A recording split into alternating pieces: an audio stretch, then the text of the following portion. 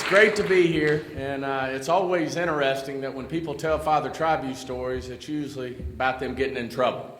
And usually we were talking on the plane, let's make sure we don't use the same stories, and lo and behold, it is about getting in trouble. And you know, one thing Father Tribute left was a lesson, but one lesson I didn't learn while I was here, but I learned later. If I wouldn't have gotten in so much trouble in English class and been on my knees and been subject to those 4 speeds he gave me, I wouldn't be bald right now. So, in all seriousness, I mean, obviously Father Tribute has impacted me. He's impacted my family. He impacts you today. Mr. Strasel is what he does for you every day because of Father Tribute. And we were lucky enough to get to walk these halls with him.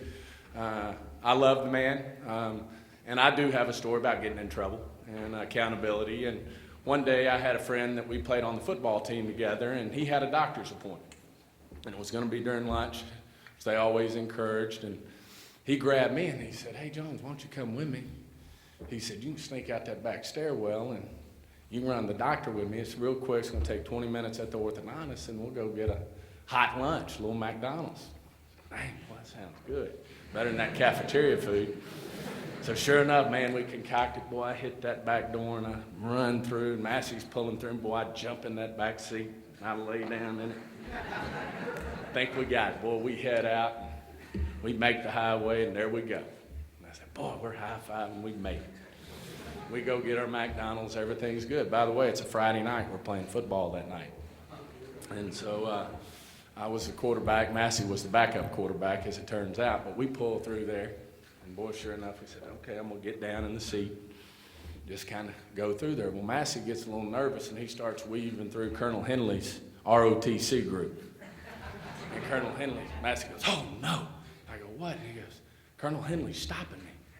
And I go, "What are you doing? You going too fast?" He goes, "I don't know." And Colonel Henley walks up, he's heading toward Massey, and Massey, I said, "Massey, whatever you do, just keep going."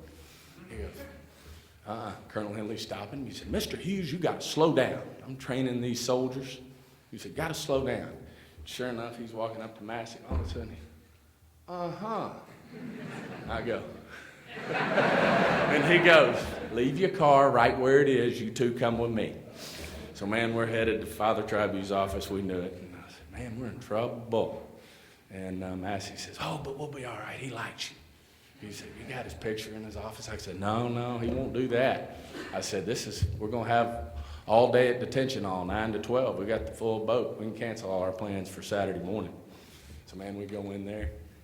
He's looking at us, of course, very disappointed. And he looks at Massey and said, "What do you think you boys were doing?" And so, you know, you tell the truth and say, "Well, Massey invited me to go with him to the orthodontist and a hot lunch. And, you know, we had a big game tonight. I thought it'd be good to have a hot lunch." He said, "I'll tell you what about your hot lunches." He said, "What we're going to do here is not only you getting 3 hours of detention, you're going all day Saturday." He said, "I should not let you play in that game tonight." And he said, "Let me tell you something." He said, "Do you think, Stephen, you're the quarterback of the team, you're a leader?" He said, "What about your other teammates? They getting hot lunches?" He said, "Did you bring anything back for them?" "No, sir." He said, "Boy, that's not the right thing to do." He said, 6 hours on Saturday. And I said, "Well, Father Tribute, you've never given anyone 6 hours." He goes, "We're going to set a good example here. I don't want anyone else leaving my campus." So, boy, sure enough, roll the clock forward. We're out there raking leaves. Boy, it gets to be about 12 o'clock. Boy, I'm looking at Massey. "You drove that car too fast for you. Messed up our whole Saturday." Boy, he's looking at me, and sure enough, Father Tribute drives up in the corner. He said, "Boys, y'all a little tired?" He goes, "Yes, sir." He said, "You gonna make it?" "Yes, sir." He said, "Why don't you two get in my car?" I go, "Oh, God, what's going on now?"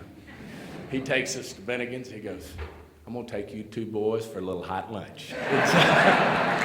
So anyway, roll the clock forward. He talked to us about leadership. But that was the wonderful and beautiful thing about Father Tribute. He always ended, and you just made you love him, and it made you want to please him, and it made you really learn a lesson. We'll roll the clock forward.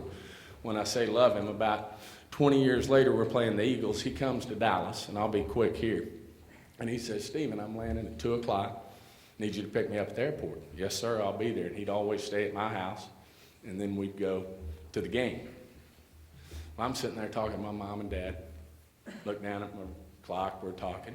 I go, when Father Tribute coming? Well, I look at my watch, 4 o'clock. Oh my God, and that was before cell phones. I get in that car, I head out, and there sits Father Tribute on the bench. I'm just going, oh my God, and you know, Father Tribute wasn't feeling great at that time. Boy, he gets in that car and he goes, you're paying me back, aren't you? So he let me up. But I will say this, only regrets I have, I've had a wonderful life, and I attribute so much. I had a wonderful father who I love dearly, and he's been a great role model. But Father Tribute certainly right there is father number 1A, and he's made such a difference in my life. I love him, and I miss him. But I tell you what, he lives in here. He lives in this school, and you're lucky to be sitting in this seat. And the only regret I have is my son doesn't sit in one of your seats. He's in the 8th grade, and I wish there was a way that he could go to high school up here and get a taste of this, because it'd make a huge difference. You boys are lucky. This is a wonderful place. As I said, Father Tribute lives in here. He lives through Mr. Strayson. You're lucky to be here. We love Catholic High School. We love Father Tribute. God bless you.